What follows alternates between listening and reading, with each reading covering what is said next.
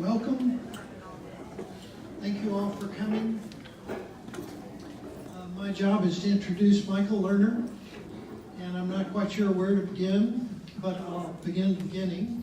Michael is a dear friend and a mentor of mine for 20 years, probably 15 to 20 years. And he taught at Yale, taught politics and psychology. He was an author of a premier publication on integrative medicine called Choices in Healing.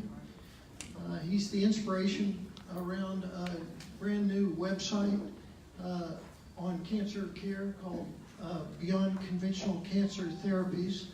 It's hot off the press. It's an amazing place where you can go and find out almost anything about almost any cancer.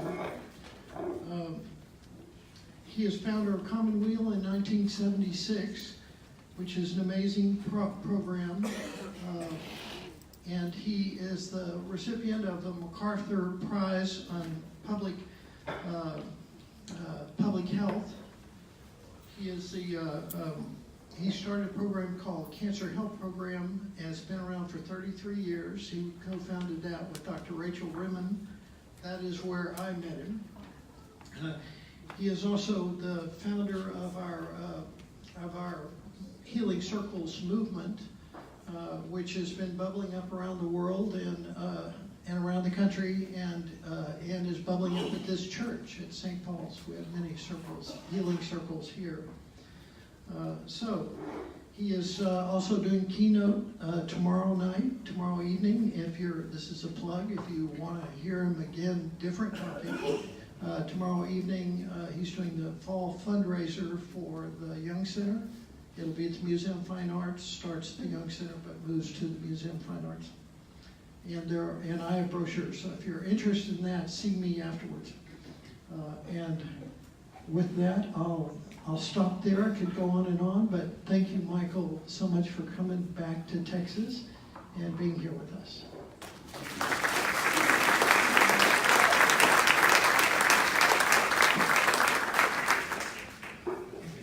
Hello, can you all hear me? Good. Well, it's so good to be here at many levels. David, thank you so much for that introduction. You know, it's a funny thing. I live in a little town called Bolinas, just north of San Francisco.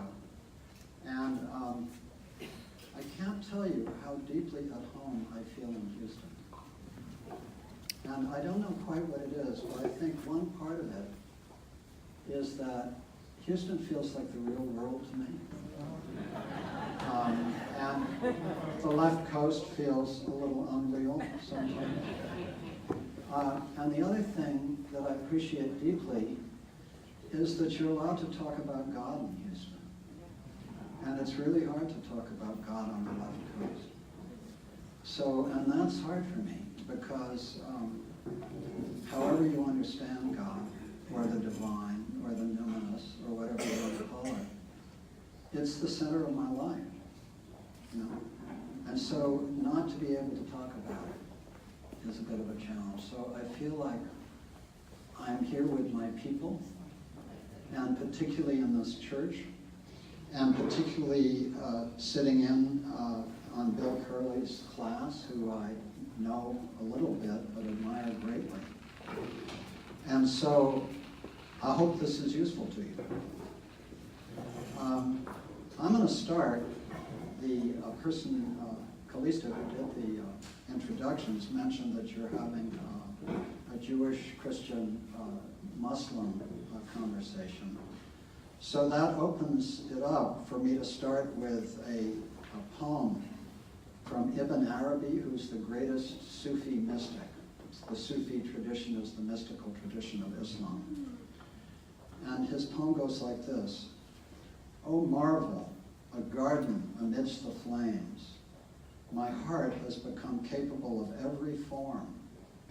It is a pasture for gazelles and a convent for Christian monks, a temple for idols and the pilgrim's Kaaba, the tables of the Torah and the book of the Quran.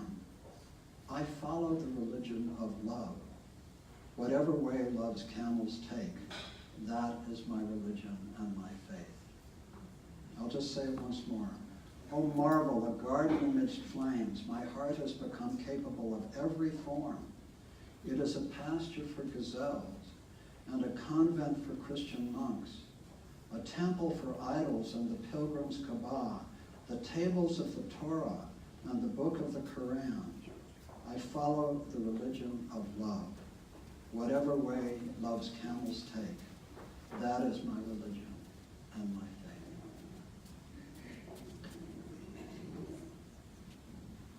faith.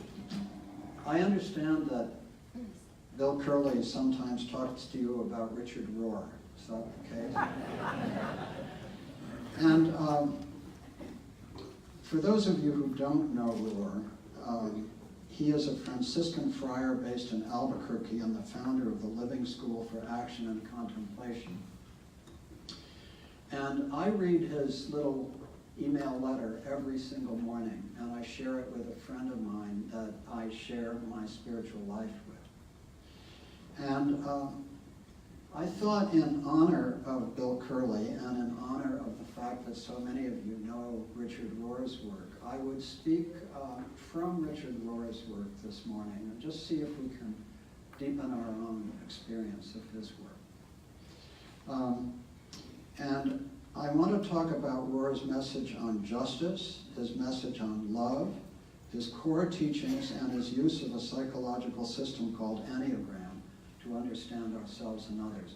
How many of you are familiar with Enneagram here? Just, yeah, that's a nice number, but there are some who aren't. So I was amazed this morning at Rohr's letter, which Sunday, October 14th, which was titled, "Persecuted for My Sake."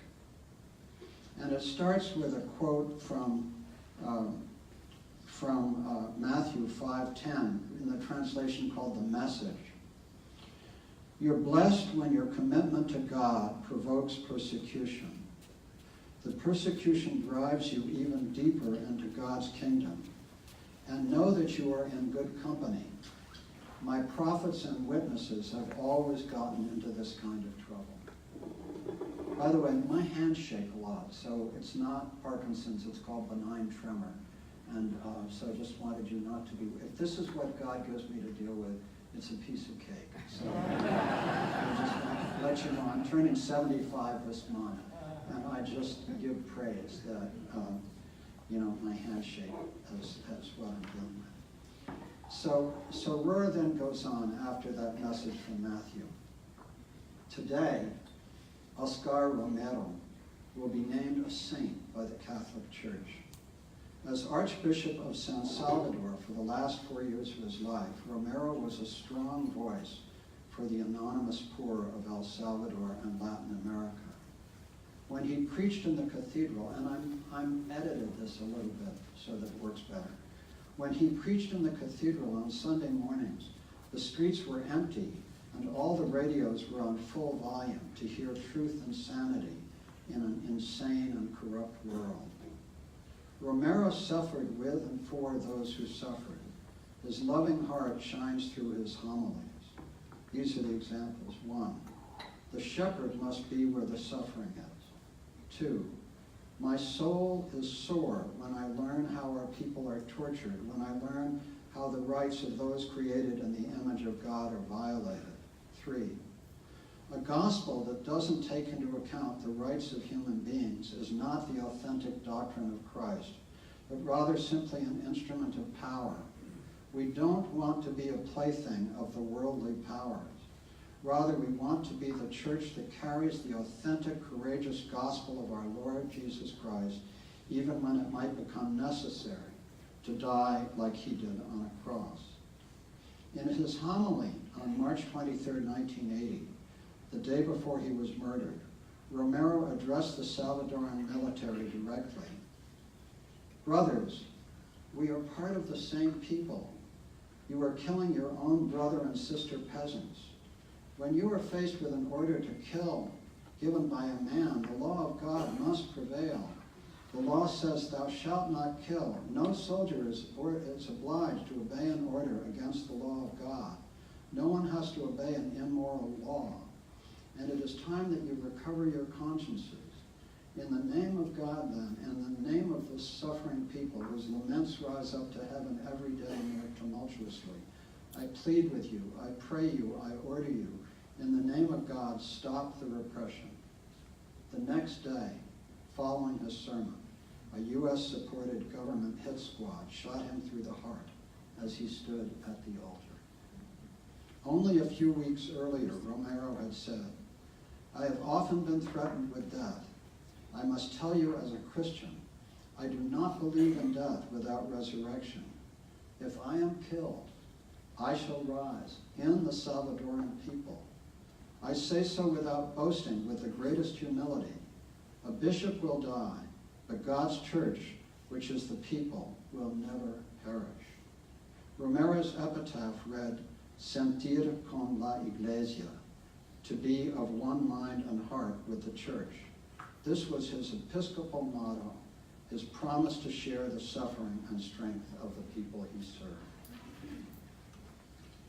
So, to me, that is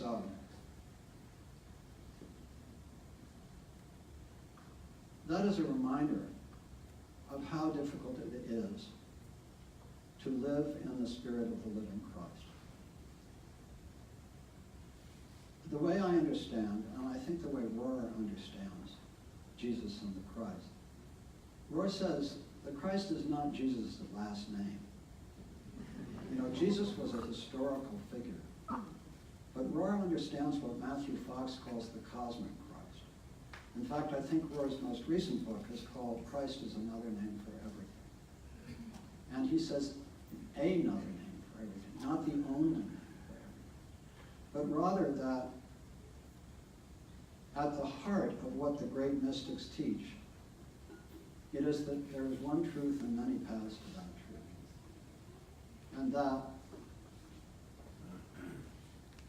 at that level, the teachings of the Christ, the teachings of the Buddha, the teachings of Muhammad, the teachings of all the great religious and spiritual traditions are one.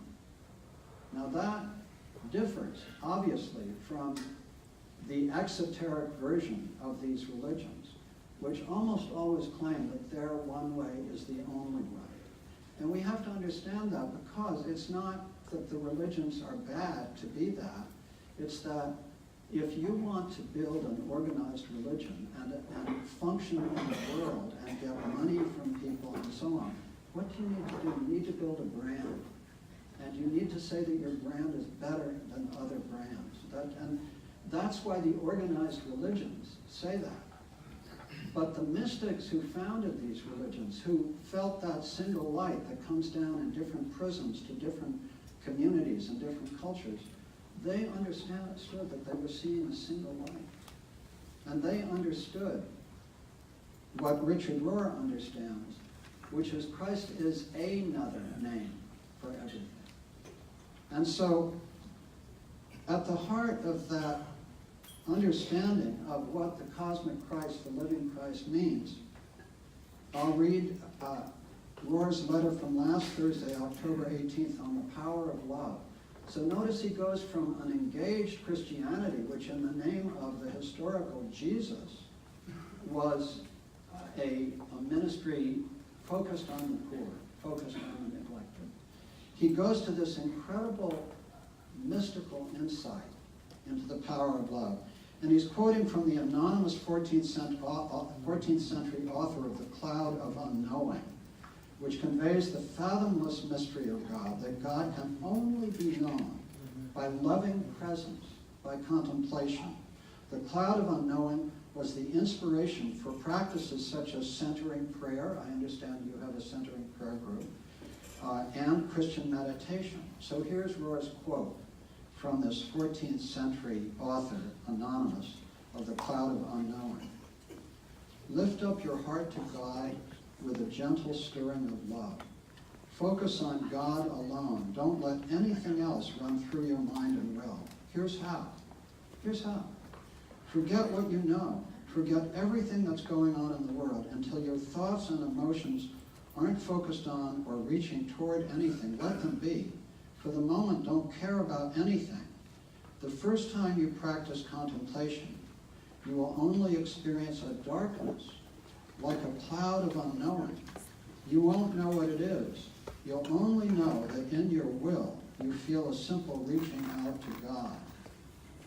You must also know that this darkness and this cloud will always be between you and your God, whatever you do.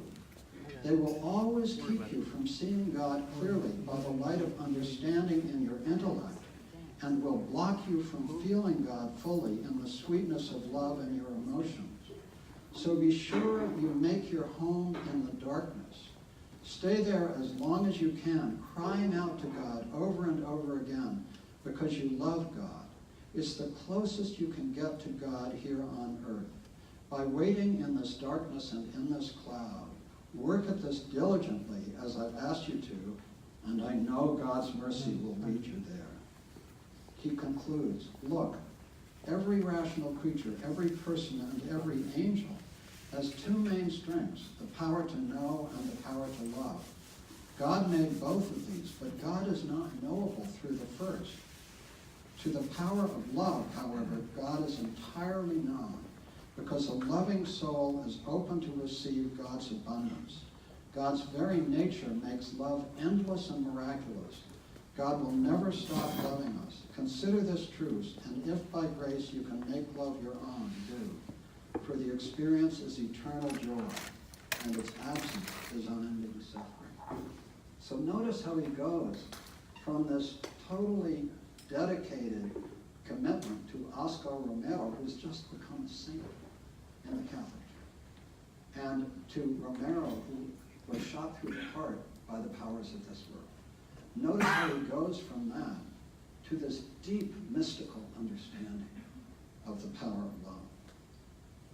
So before I talk about Enneagram, I want to talk about Rohr's 7 core teachings, which again are not Rohr's alone. The beauty of Rohr is that he is summarizing so much of what's called the perennial philosophy, which is at the heart of all the great spiritual traditions. So his first belief is that the top-down hierarchy approach of Western Christianity since Constantine has held ecumenical traditions back for centuries. He aims to reverse this by bringing in teachers and teachings from all the great traditions. Now notice that it is the top-down hierarchical approach of Western Christianity since Constantine. What happened with Constantine? We all know this. The teachings of the living Jesus, of the living Christ, needed to become a credo for an empire, the Roman Empire. So what did they need? They needed to build a brand. So what does a brand do? A brand says these 4 Gospels is how to understand Jesus.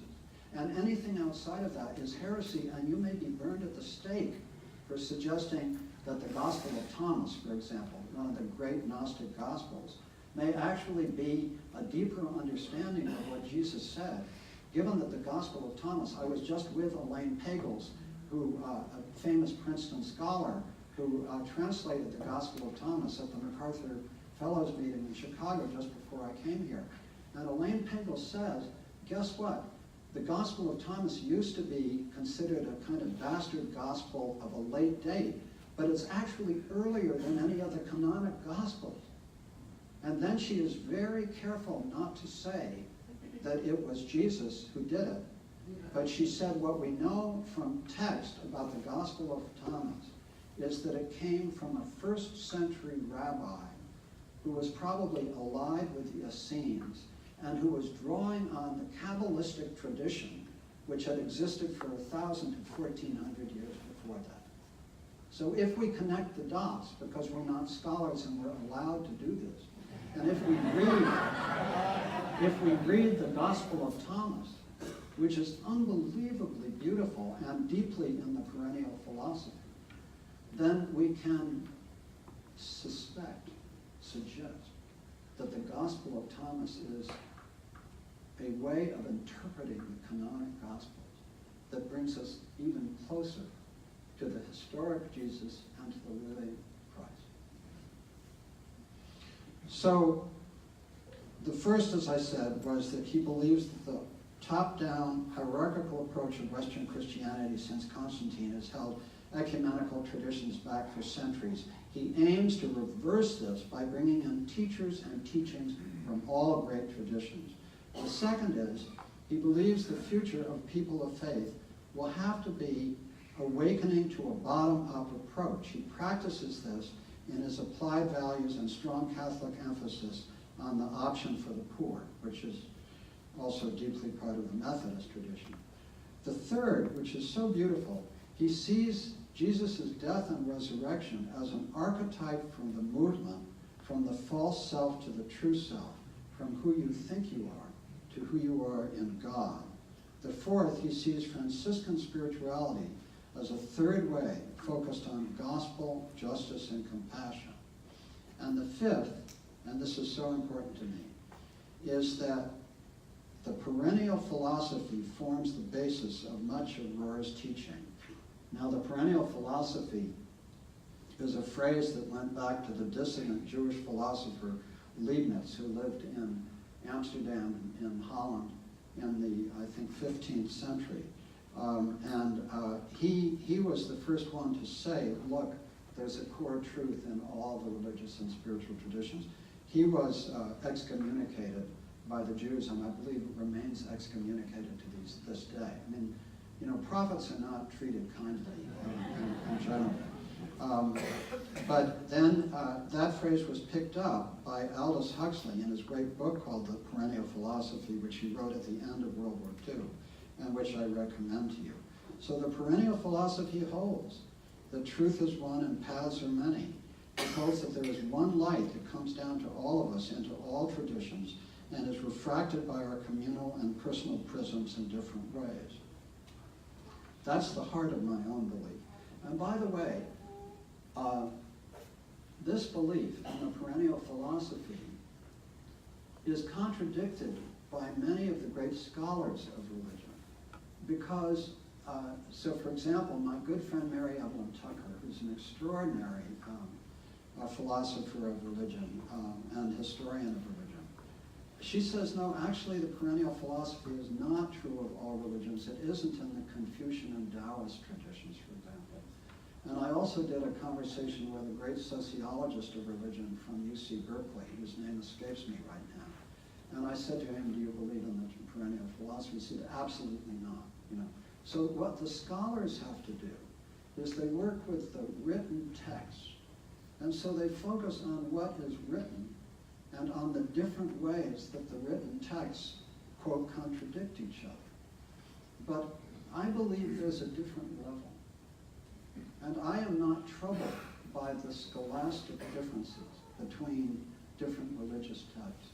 So for me, it's an article of faith, and it's an article of perception, and an article of intuition, that there is one truth. I choose to believe that. I can't know that cognitively, intellectually, but the one God, or the divine, or the numinous, you know, for example, Buddhism is not a theistic religion, but I see Buddhism in its commitment to the emptiness and what comes out of the emptiness as an equal access point. In fact, in many ways, Buddhism is, for our time, one of the best operating systems for getting to the divine, because it doesn't require belief in God. Many people don't believe in God, so it doesn't have to be about belief. So there are many, many people for whom Buddhism is simply a much better way. For whatever historic reasons, I need an incarnated God. But that doesn't mean that I haven't learned deeply. I mean, when people ask me what I am, I sometimes say I'm a Jewish, Christian, Buddhist, yogic Sufi with Taoist influences. So that's me. And I say that lightly, but actually those 5 traditions have each, in my 75 years on this planet, in one way or another, they've opened up to me for profound periods of time and influenced me deeply. So that, and I come back to them in some kind of order. But for me, even though all of those are true, the way the divine comes to me is as the living Christ. And so But I understand the living Christ not simply as the historical Jesus, but as I said, as indistinguishable from Krishna, Buddha, all of the others. But it comes to me as the living Christ. That's the prism through which it comes to me. So Rohr's essential message focuses on the union of divine reality with all things, and the human potential and longing for this union. He is a powerful believer in the calling to serve peace, justice, the poor, and the disenfranchised. So he's this unusual combination. Many people who have Rohr's mysticism divorce their message from any social message.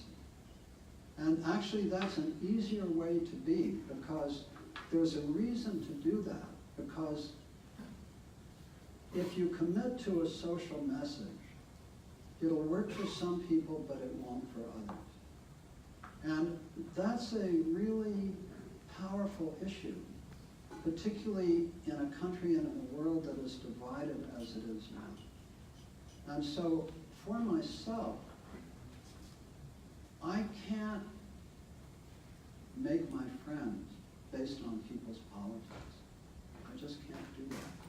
I have friends who are conservatives, I have friends who are progressives, and I have friends in the huge part of the American people in the middle.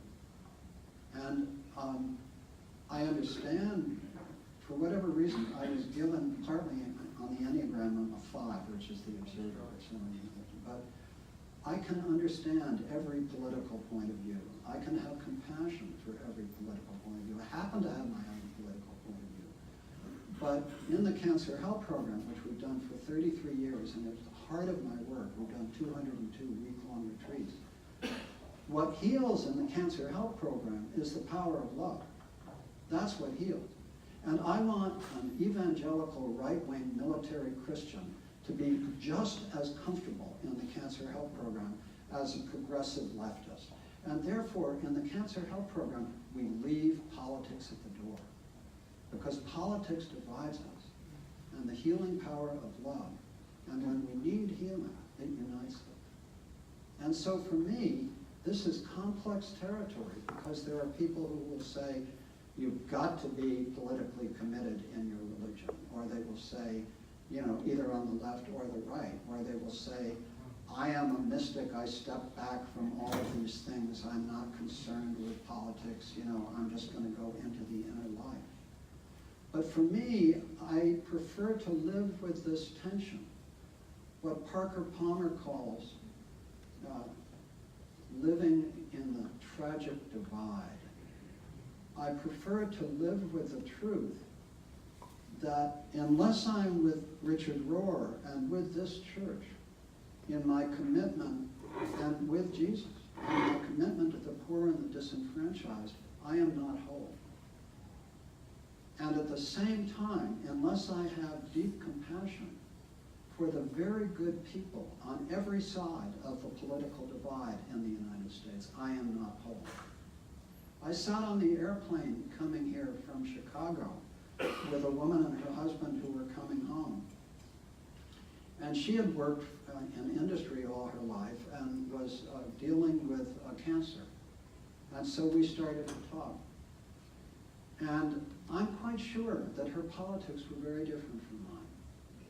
But it didn't bother me for a moment, because she told me that what enabled her to survive this very difficult cancer was her faith in God. And she told me, I don't see how people who don't have a faith in God can go through this.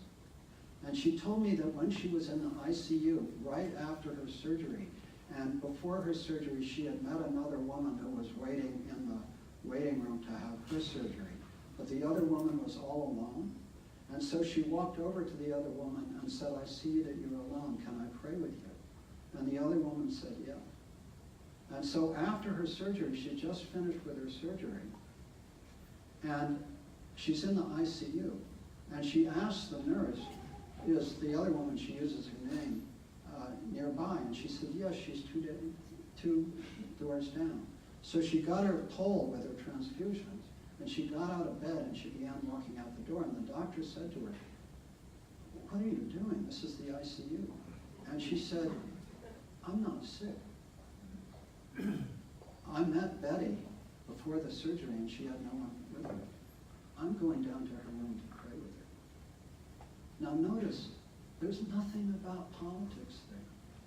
So this is the place that I think we need to navigate in our lives with the greatest love and compassion and wisdom, which is, how do we hold this fragmented country and this fragmented world where we are called, whatever our politics, to take different positions, and yet understand that those positions are just the surface of who we are, and that there are profoundly, profoundly good people in every part of the political spectrum. At least that's how I hold this.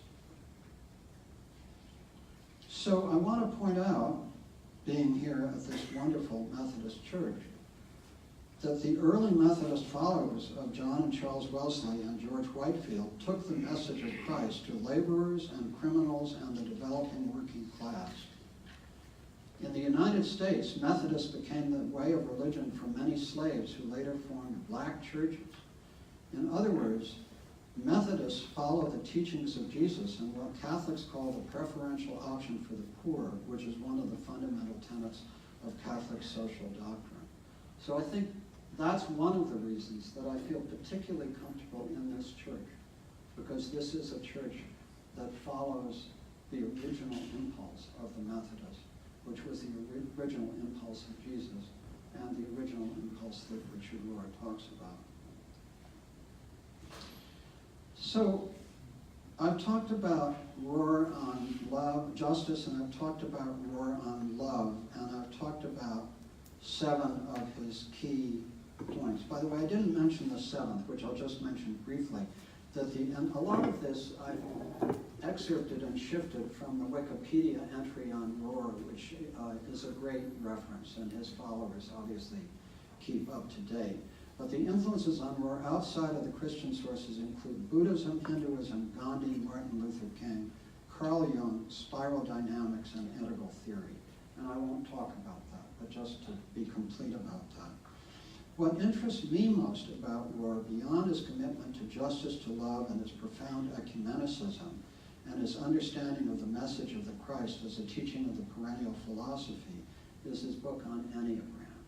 Now, many of you know Enneagram, so you will forgive me if I speak to those who know less about it, because I have studied archetypal psychologies for 50 years. I studied them at Harvard, at Yale, I taught at Yale in psychology and politics, as David mentioned, and then at Commonweal, I've worked with archetypal psychologies for the last 43 years.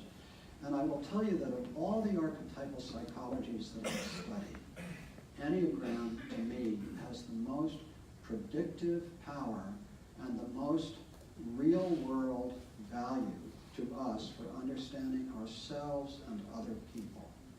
So here's just, Enneagram is a model of the human psyche that describes 9 interconnected personality types. And they're described on a circle from 1 to 9.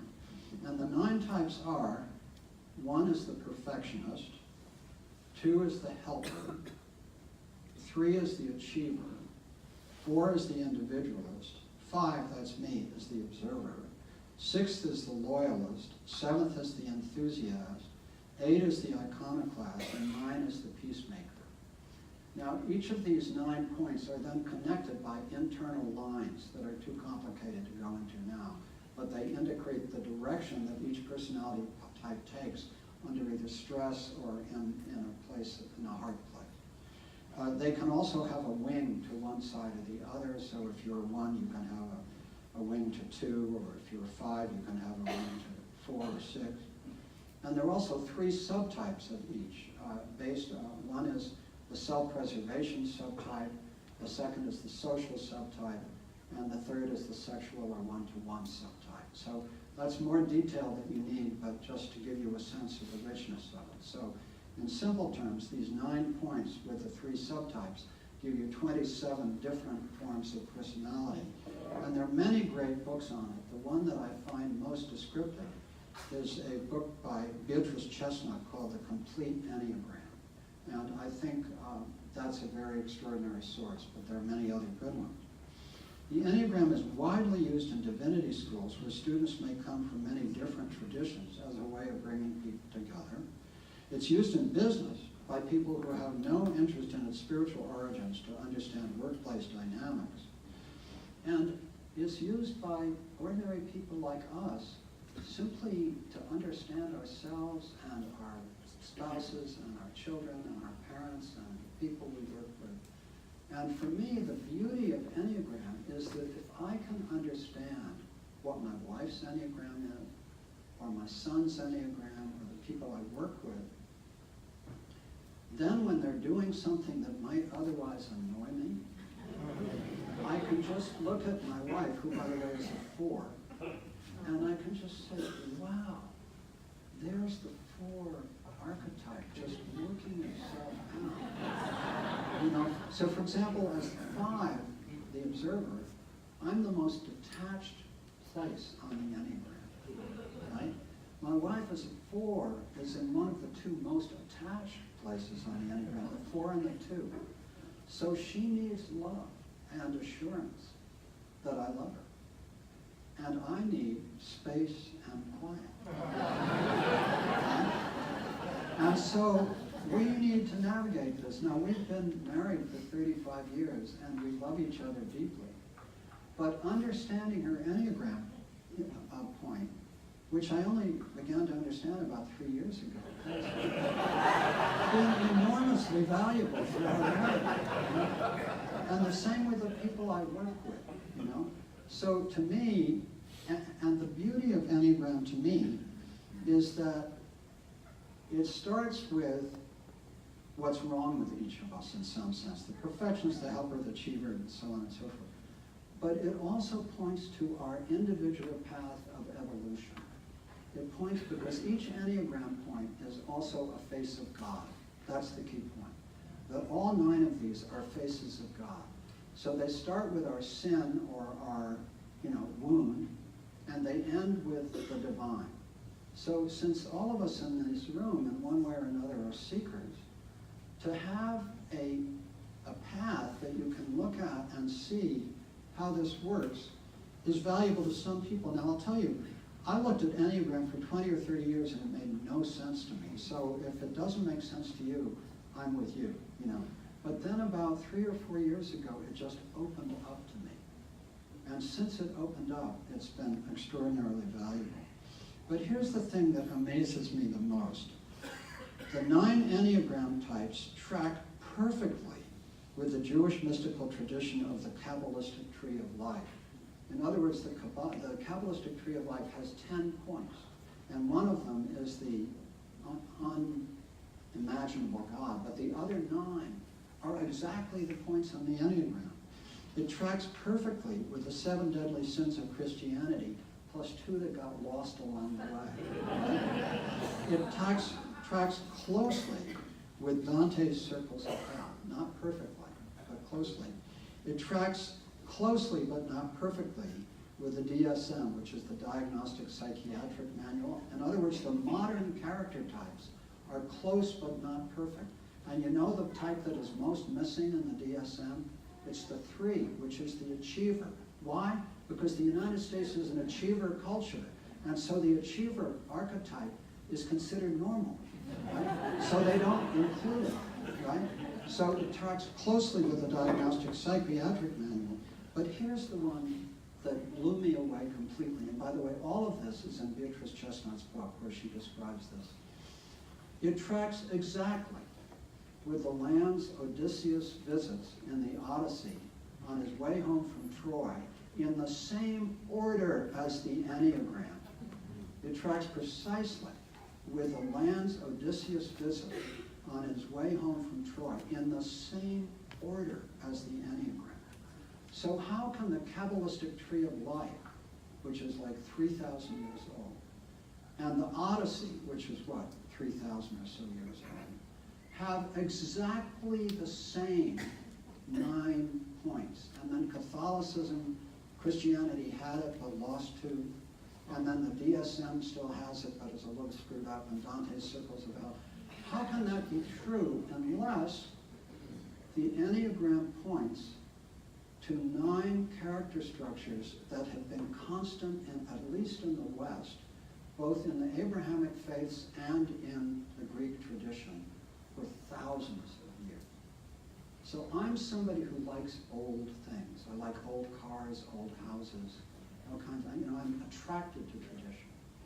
And so for me, when I inhabit the Enneagram as a way of understanding myself and others, and when I understand that Richard Rohr was one of the, great early introducers of Enneagram into the Catholic community, again, I feel such a deep connection with it. There's a wonderful story which Richard Rohr tells. He was in a monastery with some monks teaching them Enneagram. And all these monks, didn't want to connect with the world. They wanted to be off by themselves, and they wanted the last room on the hall in the dormitory. And he said, I used to think you guys were so spiritual, but now I just understand you're all Enneagram 5s, Yeah. So, in conclusion, I'm deeply moved by Richard Rohr. I love his teachings on justice, on love, and on Enneagram as a tool for understanding ourselves and others. I love his rooting of the teachings of the cosmic Christ in the perennial philosophy, which tells us there is a core teaching in all the great religious and spiritual traditions. That teaching, as I understand it most simply, is this. As human beings, we're all physically given 3 things: our hearts, our heads, and our hands. Our hearts are made to love, and kindness is love with its work boots on. Our heads are made to seek wisdom, and the only true wisdom is humility, that we know that we do not know. Our hands are made for service, because only in serving others can we express our oneness with love and with the wisdom of humility. None of us can do any of this perfectly. We are each radically imperfect human beings. But Enneagram teaches us that our wounds are actually openings to the light, that the passions of our 9 personality types point to the virtues of our types, and that the habits of mind or fixations of our personality types can lead us to the holy ideas that guide us. I will close with my favorite lines from the Hebrew Bible, the Old Testament, from Micah 6:8. He has shown you, O mortal, what is good. And what does the Lord require of you? To act justly, and to love mercy, and to walk humbly with your God. Thank you very much.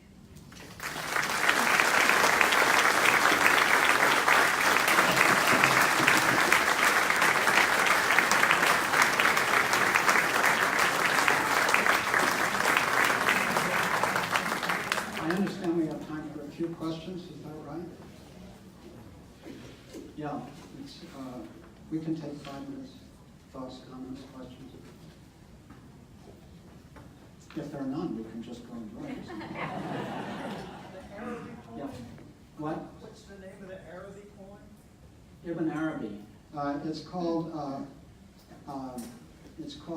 something like the Secret Garden or something. I've got it here. It's called. I don't know that it has a name, but it starts, "O marvel, a garden amidst the flames." "O marvel, a garden amidst the flames." Anybody else? Great, let's enjoy ourselves. Thank you very much.